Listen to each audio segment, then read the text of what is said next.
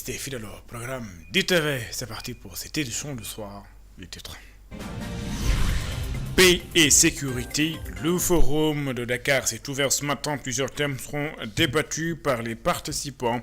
Le chef de l'État, Bassirou Diomaye Diakhar Faye, a donc appelé au renforcement des réflexions stratégiques pour renforcer la sécurité en Afrique. Dans cette édition également, Dakar de Medina Gounas, qui a mobilisé beaucoup de monde malgré la chaleur et la poussière. Le ministre de la Santé et de l'Hygiène publique en déplacement sur place se dit satisfait du dispositif mis en place par ses services. Il promet un suivi rigoureux. Dans cette édition également, nous allons parler de volontariat. Retenez que le Sénégal renforce son engagement en faveur du volontariat. La Direction générale du service civique national et du volontariat et France Volontaire ont renouvelé leur partenariat. Objectif: promouvoir un volontariat plus inclusif et mieux structuré. Voilà pour les titres. Le développement, c'est dans une poignée de secondes. Et bienvenue. Le Forum international de Dakar sur la paix et la sécurité s'est ouvert ce matin au Centre international Abdou Diouf de Diamniadio. L'Afrique face aux défis de stabilité, d'intégration et de souveraineté, c'est la thématique centrale pour ce forum de Dakar. Le chef de l'État appelle au renforcement des réflexions stratégiques pour renforcer la sécurité en Afrique. Bassirou Diomaye Diakhar Faye est au micro de Babacar Seck. Mesdames, Messieurs, lorsque ce forum voyait le jour, il y a plus de 10 ans,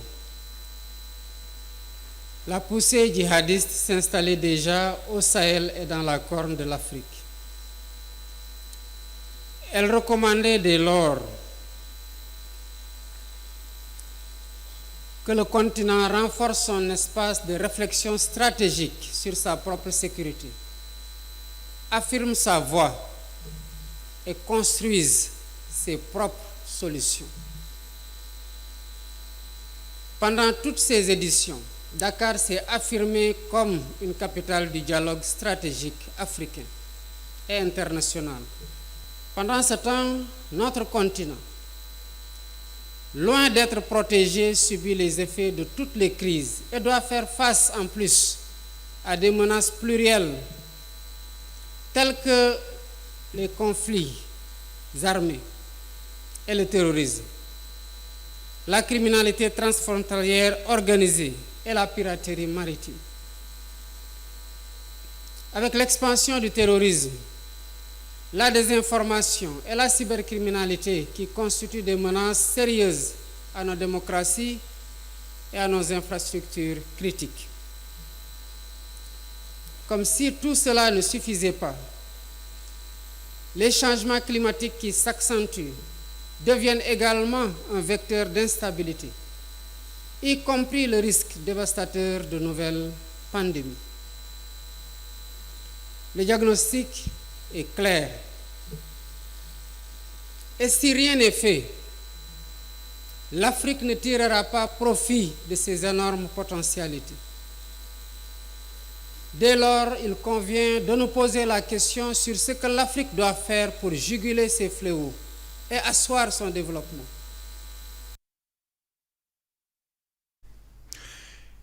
Je le disais en titre, Dakar de Medina Gounas.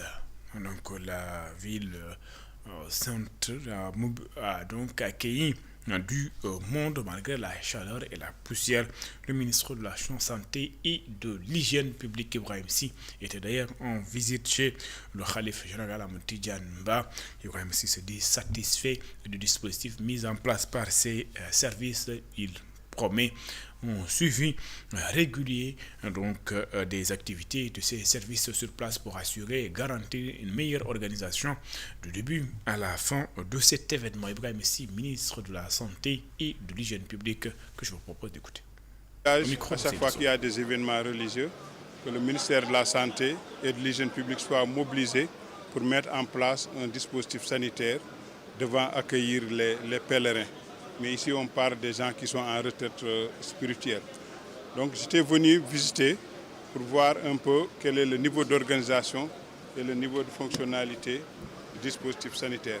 Et je tiens à remercier les autorités administratives, les autorités sanitaires mais les autorités municipales, ça veut dire de la commune, qui ont eu quand même à travailler en parfaite intelligence pour qu'on ait un dispositif sanitaire qui est très bien organisé, qui aujourd'hui est en train de fonctionner correctement, avec l'appui aussi du groupement des sapeurs-pompiers, pour que les pèlerins qui sont ici puissent satisfaire leurs besoins en matière de soins. Ça, c'est le premier objet de la visite. Le deuxième objet de la visite, c'est pour rendre visite aussi, une visite de courtoisie au khalife de Médina Gounass, comme il s'agit de Daha de Médina Gounass, recueillir des prières pour la communauté sénégalaise, recueillir des prières pour le développement du Sénégal. Parce que moi, je suis originaire du Fouta et je sais ce que représente le Daha au niveau de la communauté Pulaar dans nos localités, département de Podor, département de Matam. Et pour moi, c'est un plaisir d'être là, de venir participer à la prière.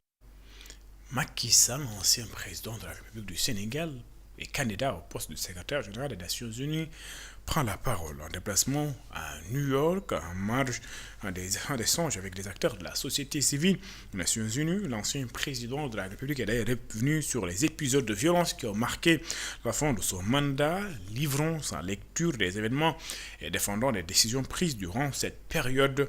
Le chef de l'État a dénoncé des tentatives d'accession au pouvoir par la violence. Il affirme que certains acteurs ont cherché à exploiter un contexte particulier pour déstabiliser la République. Il évoque des scènes de destruction visant des biens publics privés, des attaques, des menaces contre des magistrats, ainsi que des violences dirigées contre des responsables politiques de leur domicile.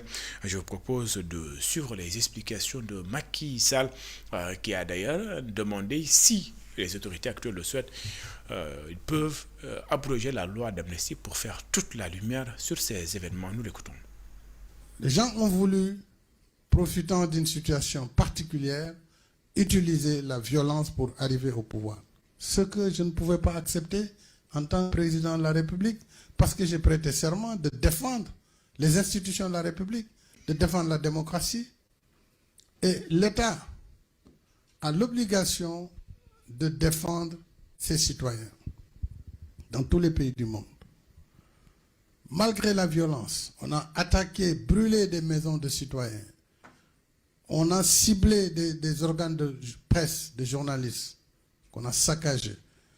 On a menacé des juges. On a menacé des hommes politiques, ministres. On a détruit leurs maisons, brûlé. On a détruit les chantiers du train express régional, les chantiers du bus transit rapide. On a brûlé l'université de Dakar, il ne faut pas l'oublier. Il y a eu des actions terroristes sur des cars de transport public où des personnes sont décédées dans le transport public.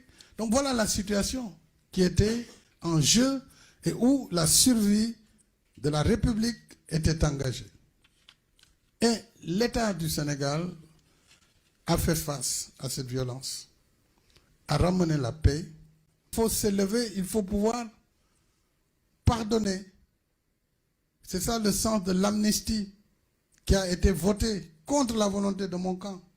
Mais j'ai agi comme chef d'État. Regarde les libres, ceux qui ont l'exercice du pouvoir. Si les gens veulent revenir sur les événements, il y a des moyens, il faut abroger la loi, l'amnistie. En ce moment, les dossiers ressortent. On saura qui a fait quoi. Mais on ne peut pas accuser le président de la République qui est au sommet de la pyramide, qui a défendu la République, de dire qu'il est responsable de meurtre. De quel meurtre il est responsable? Le président a-t-il donné l'ordre à qui que ce soit d'aller tuer des jeunes? Donc c'est un récit qui est contraire à la réalité.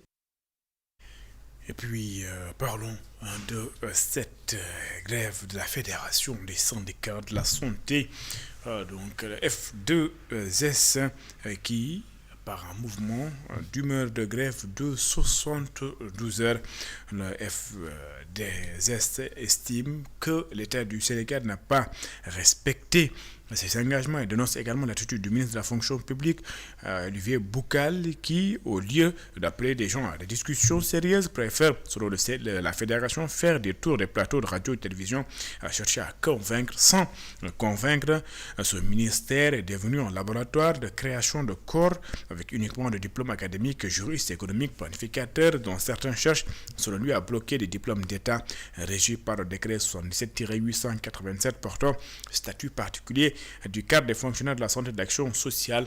Le FDS qui décrète ainsi une grève de 72 heures le mercredi, jeudi et vendredi 24 avril sur l'ensemble du territoire national sans service minimum. La rétention également des informations et boycott de supervision reste toujours en vigueur. Le FDS réitère ainsi son appel au gouvernement à trouver des solutions rapides à ces doléances afin d'éviter une situation de non-retour dont ils seront les seuls responsables. Le FDR estime qu'ils sont prêts à fermer toutes les structures sanitaires et arrêter toutes les activités liées à la vaccination. Communiqué du bureau exécutif de la Fédération des syndicats donc de la santé et de l'action sociale. Après l'affaire des homosexuels suivie par la brigade de recherche de Keur Massar, d'autres réseaux d'homosexuels ont été démantelés, cette fois-ci à Linguère, Mbacké, mais également à Yeumbeul. Mais tout cela n'est pas surprenant pour And Samm Jikko Yi, qui a alerté depuis de longues années sur la présence des réseaux d'homosexuels au Sénégal. Je vous propose de suivre les explications d'Adama Mboup. Il est le vice-président et porte-parole de And Samm Jikko Yi. Il est ici, joint au téléphone de Antoine Diouf. Il n'y a rien de surprenant et d'inquiétant pour And Samm Jikko Yi, encore moins pour ceux qui suivaient et les sympathisants de And Samm Jikko Yi. Parce que depuis une dizaine d'années, nous avons alerté qu'ils sont en train de s'établir et de vraiment s'installer un peu partout au Sénégal. Actuellement, avec leur réseau financier, leur lobby, et surtout les autorités n'ont pas voulu nous écouter parce que ces réseaux qui se font arrêter aujourd'hui, ce n'est pas de nouveaux réseaux qui sont créés. Ce sont des réseaux, certains même groupes WhatsApp, les enquêtes ont révélé qui datent de 2017.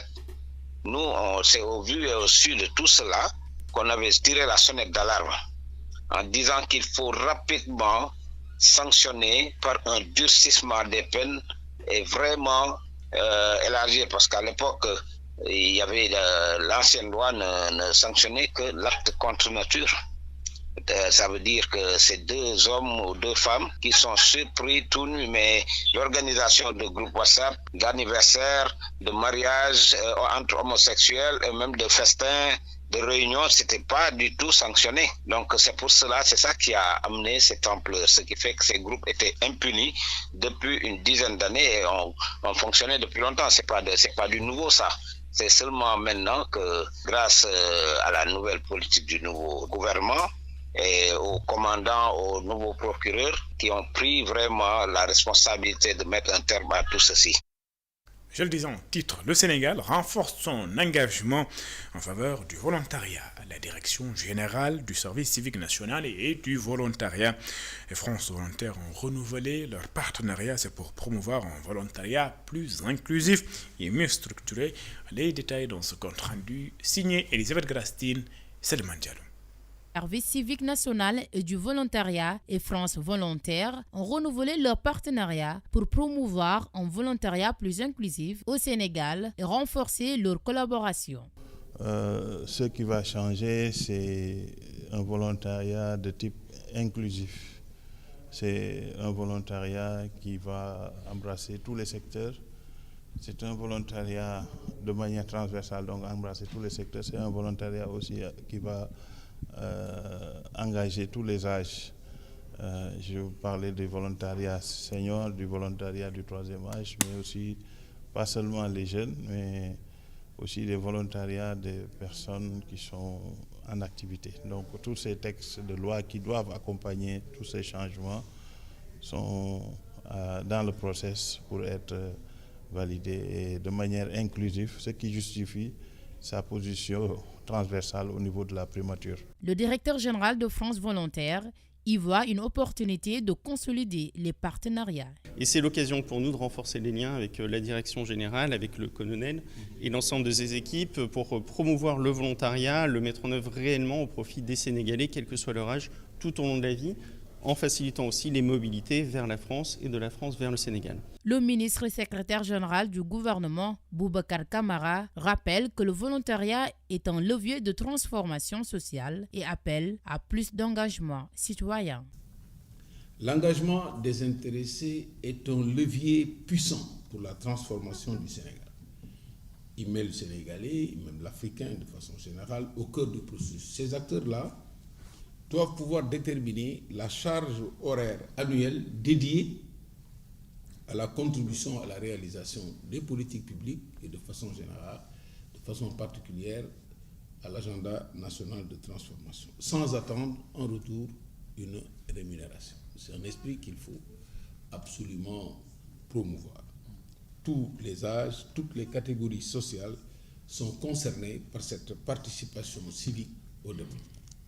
Cette convention signée en présence de 12 pays africains du DANVA vise à renforcer les écosystèmes du volontariat.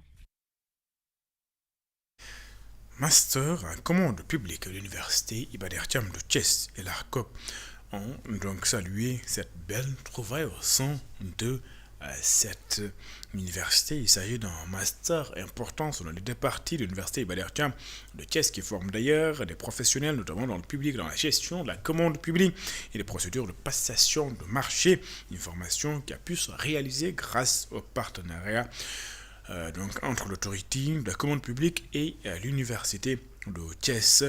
Les premiers bénéficiaires de la formation ont d'ailleurs commencé ou bien ont reçu leur parchemin. Isidore Alexandre Sen, Sambafan. Public allie efficacité et rigueur, c'est ce qu'a compris l'université Iba Der Thiam de Thiès en instaurant un master dédié. C'est une belle fête pour les étudiants, pour célébrer l'excellence académique et surtout pour promouvoir le partenariat avec le monde socio-économique. Nous sommes globalement très satisfaits. Il y a un volet important sur la commande publique et la gestion des finances publiques. Mais au-delà, il y a d'autres filières, notamment en langue étrangère appliquée, où nous avons une filière en agroalimentaire, en commerce international. Nous avons aussi un master en banque, finance, assurance, avec des options en ingénierie financière, en banque assurance. Nous avons une filière en tourisme et hôtellerie. Ce master est un master extrêmement important pour l'ARCOP et pour le système de gestion de la commande publique au Sénégal. D'abord de par son orientation. C'est commande publique et finances publiques. Et c'est là une articulation presque naturelle. Parce que la commande publique, c'est des procédures qui permettent à l'État de commander et derrière, il faut payer. Et quand on paye, c'est là où les finances publiques sont mobilisées. Donc c'est un master qui, dans sa conception, est bien pensé parce que assis sur une articulation presque évidente entre les procédures et les paiements qui sont effectués par l'État. Les enjeux liés aux procédures de la commande publique sont d'une importance capitale au sein de l'ARCOP. Et pour familiariser le public aux étapes, des partenariats sont noués avec des universités du Sénégal, selon Dr Djité. Donc c'est l'un des masters qui nous vaut aujourd'hui le plus de satisfaction. Il faut rappeler que l'ARCOP a plusieurs masters en partenariat avec les différentes universités au Sénégal. Celui-là est le dernier, mais c'est celui qui nous donne le plus de satisfaction en termes de respect des délais, en termes de qualité des enseignements et en termes également du format qui a été utilisé. Parce qu'il faut le rappeler, ici c'est un master qui est fait en ligne. Ce master, bien que rigoureux, offre des enseignements en ligne pour les agents de l'administration. Ces derniers peuvent remplir leurs tâches liées au service public et se bonifier sur les procédures de passation de marché. Pour mission de stabiliser ses bases à travers une structuration formelle, inclusive et rigoureuse.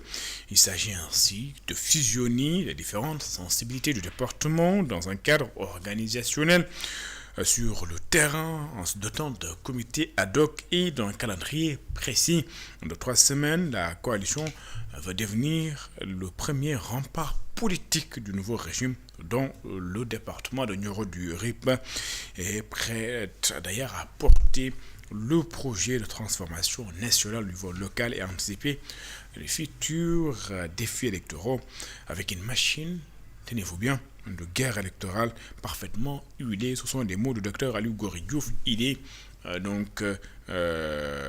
président du mouvement Naouna Sénégal, membre de la coalition Diomaye Président. Nous l'écoutons ici au micro de Sékou Diallo et de Astombaye. Cette rencontre fortement mobilisatrice a réuni les représentants des partis politiques, mouvements citoyens, associations et forces vives du département autour d'un objectif commun: poser les bases d'une coalition forte, structurée et durable à l'échelle territoriale. Conformément aux dispositions du règlement intérieur de la coalition, les participants ont réaffirmé leur engagement à inscrire le processus de structuration dans une logique rigoureuse, inclusive, respectueuse des principes organisationnels établis. À cet effet, il a été rappelé que le bureau départemental repose sur 2 piliers fondamentaux: une instance de leadership incarnée par le conseil départemental des leaders, une instance opérationnelle composée des commissions de travail et d'implantation. Cette architecture garantit à la fois la cohérence stratégique et l'efficacité opérationnelle de la coalition. Dans un esprit de responsabilité et de préservation de l'unité, la rencontre a acté la mise en place d'un comité ad hoc de structuration chargé de conduire le processus préparatoire à la mise en place du bureau départemental. Et puis, parlons de tout à fait d'autres choses. La souveraineté alimentaire. L'Association sénégalaise de producteurs de semences paysannes, en partenariat avec d'autres organisations engagées dans la promotion de l'agroécologie, a donc accueilli une importante foire dédiée aux semences paysannes. La rencontre placée sous le signe de la souveraineté alimentaire, de résilience rurale et de la préservation de la biodiversité agricole a pour objectif de promouvoir les semences paysannes. Les semences paysannes, les mettre en lumière selon les producteurs, mais également les exposants sur place. Il faudra compter sur les semences paysannes si le Sénégal veut atteindre la souveraineté alimentaire. Muntagakan et Mamoudouba. La souveraineté alimentaire figure parmi les principaux objectifs de cette foire des semences paysannes. Parce qu'il est important que des foires comme celle-ci puissent se démultiplier, des foires locales puissent se démultiplier. Il faut qu'on arrive à sensibiliser, à informer sur le fait que la semence est le premier jalon vers la souveraineté alimentaire. La transmission de savoir aux nouvelles générations fait partie du pari des femmes qui sont au centre de cette activité. Tous les savoirs et savoir-faire autour des semences sont dans les mains de ces femmes rurales.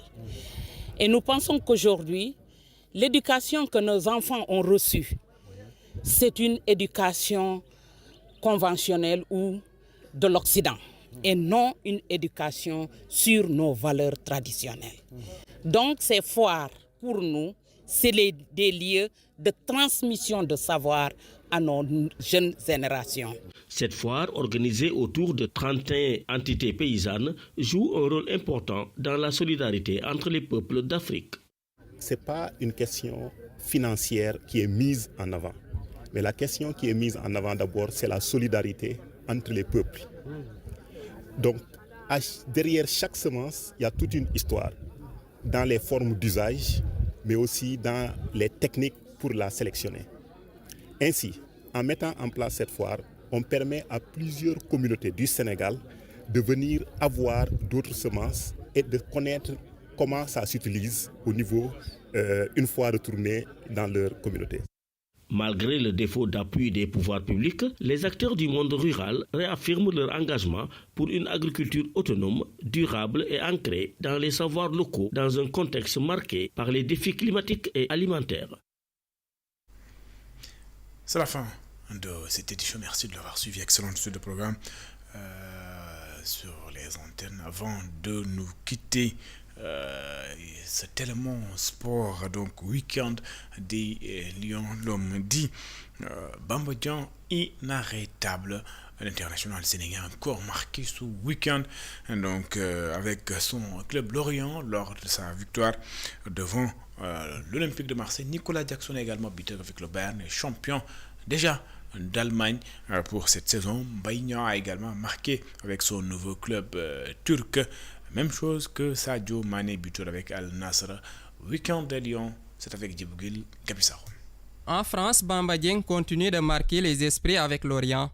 L'attaquant sénégalais a inscrit son 14e but de la saison après avoir délivré une passe décisive à l'occasion de la 30e journée de la Ligue 1 française. Il totalise désormais 17 buts, toutes compétitions confondues. L'FC Metz et sa colonie sénégalaise se sont inclinés 3-1 face au Paris FC. L'international sénégalais Sadibou Sané est passeur décisif sur l'unique but des Grenats. En Bundesliga, Nicolas Jackson confirme sa belle forme du moment. Le numéro 11 des Bavarois a inscrit le 2e but du Bayern qui a dominé Stuttgart 4-2. Grâce à cette victoire, le Bayern est sacré champion d'Allemagne à 4 journées de la fin du championnat. En Turquie, Mbaye Niang est buteur avec son équipe. L'attaquant sénégalais a inscrit l'unique but de Janler Birligi face à Galatasaray lors de la 30e journée en Super League turque. Ils se sont inclinés 2-1. Buteur avec Al Nassr, Sadio Mané a contribué dans la large victoire 4-0 de son équipe contre Al-Wahs en quart de finale de la Ligue des Champions en Arabie Saoudite.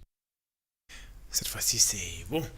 C'est la fin de cette édition. Merci de l'avoir suivi. Excellent le programme sur les antennes d'ITV. Je vous donne rendez-vous juste après cette édition dans votre émission L'invité de la rédaction. Je reçois ce soir Aliou Diouf.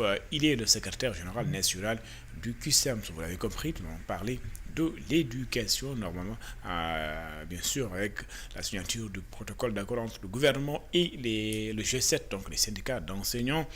Nous allons également parler des ponctions de salaire, des accords, mais aussi du retard qui a été accumulé tout au long de cette année scolaire. Comment faire pour le rattraper? À tout de suite.